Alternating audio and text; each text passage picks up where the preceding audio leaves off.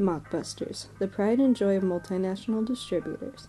While bootlegging has come a long way, from toys and clothing to merchandise and even video games, perhaps none is more infamous than the mockbuster, the bootlegs of the film industry. You may already be familiar with a mockbuster or two if you spend time online, as movies like Atlantic Rim and Shopkick Panda go viral semi-regularly. Today we take a look at the history of these rip-off reels, bootleg B-films, and masquerading movies. I also hope you'll forgive me for the quality of some of these clips, as these movies can be difficult to find, even more so in high quality. Some of them just come like that. Mockbusters exist to capitalize on the success of bigger, more legitimate films, blockbusters in particular. Often produced on micro budgets, these films never make it to the big screen like the hits they imitate. Instead, copies of DVDs are put on shelves before the legitimate movie's DVD release. Their target? Audiences that are out of the loop. People who may not be following a movie's release, perhaps only hearing of it occasionally in commercials, but who will see the cover of a movie that looks just similar enough to the real one to think it's real and pick it up. A favorite target of mockbusters are children's animated films. As adults aren't likely to follow the release of a children's film, they may go on the hunt for the popular movie for their child without knowing enough about it to discern it from the mockbuster. Even though these are marketed as children's films, a handful have been known to contain somewhat objectionable content, like recurring characters built on racial stereotypes. Junky camera made in China! Battery dead already! With their limited budget, animated mockbusters often host equally limited animation. Simple models are reused between films, character animations are often choppy and glitched, scripts are bizarre and voice acting poor, with nonsensical plots and frequently unfitting music.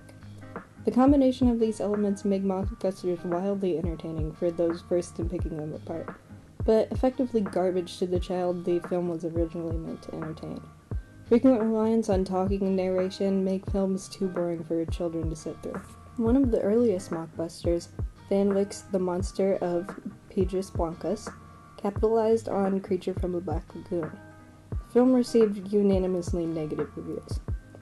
Around the same time came Village of the Giants, riding on the coat of Attack of the 50-Foot Woman, and Legend of Dinosaurs and Monster Birds, redundant, those are basically the same word, on the back of The Land That Time Forgot. Mockbusters starting in the 50s were commonly creature features, horror movies starring some kind of monster, a popular trend at the time. After the horror and sci-fi boom, shark and fish movies would become popular, with movies like Piranhas riding on the popularity of Jaws. The trend continues for any popular film franchise you can think of for the past 40 years, if not longer. Star Wars, Indiana Jones, E.T., Mac and Me. A handful of companies are responsible for many of the blockbusters we've seen released since the 90s, becoming a bigger market with the home media boom. None at the time was more prolific than Good Times Entertainment. While Good Times did distribute a handful of legitimate movies, Good Times also made, to put it simply, animated Disney knockoffs. Cinderella, Beauty and the Beast, The Jungle Book, Snow White, The Little Mermaid, Aladdin, the list goes on. A big advantage of ripping off Disney films is their classic roots, which allows the mockbuster to shidle with the Disney film and avoid the copyright disputes for containing the same narrative. However, this strategy doesn't always work. When Good Times released their version of Aladdin in 1993 on VHS, Disney sued, stating the cover image and VHS packaging were reproductions of their copyrighted material. Although Good Times won the lawsuit, they would lose the war, filing for bankruptcy in 2005. The Asylum was founded in 1997 and has managed to stick around in one form or another to this day, distributing films through Echo Bridge Home Entertainment, GT Media, and Cinedigm, all well-known mockbuster distributors.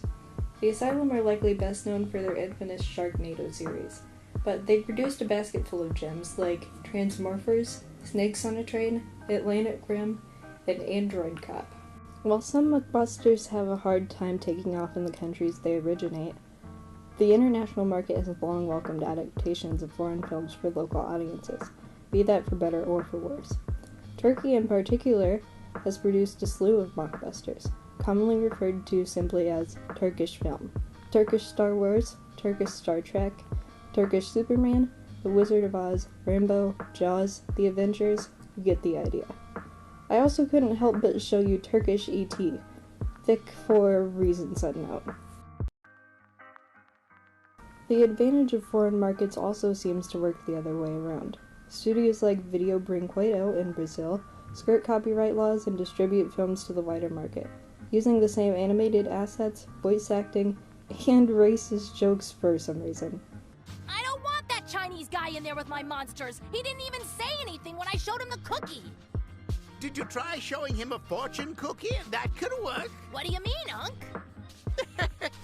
Never mind. That was just a bad joke. Some favorites of mine include What's Up, Balloon to the Rescue, Big and Little Monsters, and The Little Panda Fighter. All the examples we've talked about thus far have been movies produced to mimic more popular films. But what if that just isn't cost-effective enough for you?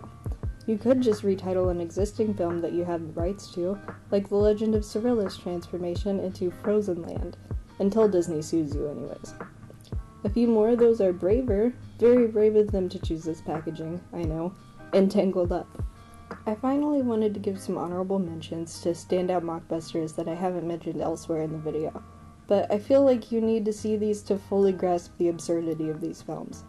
Take Video Brinquedo's Ratatouille, for example, trying and failing to emulate Disney's Ratatouille. How about A Car's Life, Sparky's Big Adventure? Not good enough for you? How about The Asylum's Trollland? I hope you didn't have plans to sleep soundly tonight. Mockbusters continue to be produced, but instead of cornering the bargain DVD bin, they find a bigger viewership on services like Netflix and Hulu. As such, these mockbusters are a little less blatant in their thievery, but still retain that good mockbuster charm. A lot of them can also be found on YouTube, since companies like Video Brinquedo and Good Times have gone defunct, and are barely long enough to classify as a movie, so I'd recommend giving these a watch if you found anything particularly interesting. While not everyone is particularly amused by cringeworthy content, those who are will continue to enjoy mockbusters as some of the best, or is it worst? So bad it's good movies.